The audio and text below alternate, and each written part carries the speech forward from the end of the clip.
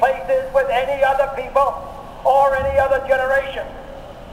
The energy, the faith, the devotion which we bring to this endeavor will light our country and all. It's called Chosen to Lead, and in this exhibit we're asking folks to take a look at candidates from the 17th century, leaders from the 17th century, some Wampanoag, some English colonial, and to vote on those leaders by looking at the leaders' positions before they meet the people. So voting for positions and then finding out later who they're voting for. These are our candidates. We have 5 candidates, and they're candidates A, B, C, O, and W. And in the first section of the exhibit, we ask folks to step in, take a look at the positions, and then cast their vote in a real voting booth. This is candidate W's position. As you can see, he advocates for separation of religion and civil government. He's looking for cultural self-determination protected as the right of all men. And he states that a good government does not hesitate to make a public stand for what is right. That's really ringing true for a lot of people here. So right now he's ahead.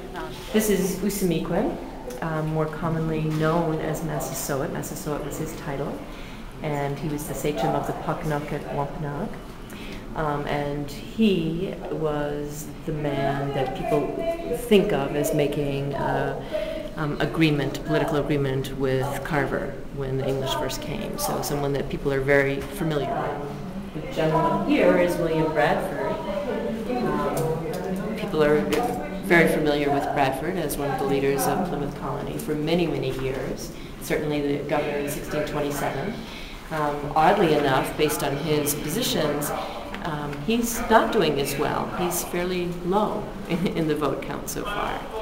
So we're kind of interested to see how people are responding to these candidates, particularly before they meet the candidates. I think that his positions are not militant, but certainly he advocates for using force if necessary. He's not into compromise. No, he isn't. He's, we're going to stand our ground and do this rather than look at some of the other means of dealing with situations. And I think people coming through here are certainly going more for the this fellow here, Roger Williams, the liberal, I guess we'd say. I do not believe that any of us would exchange places with any other people or any other generation. The energy, the faith, the devotion which we bring to this endeavor will light our country and all who serve it. And the glow from that fire can truly light the world.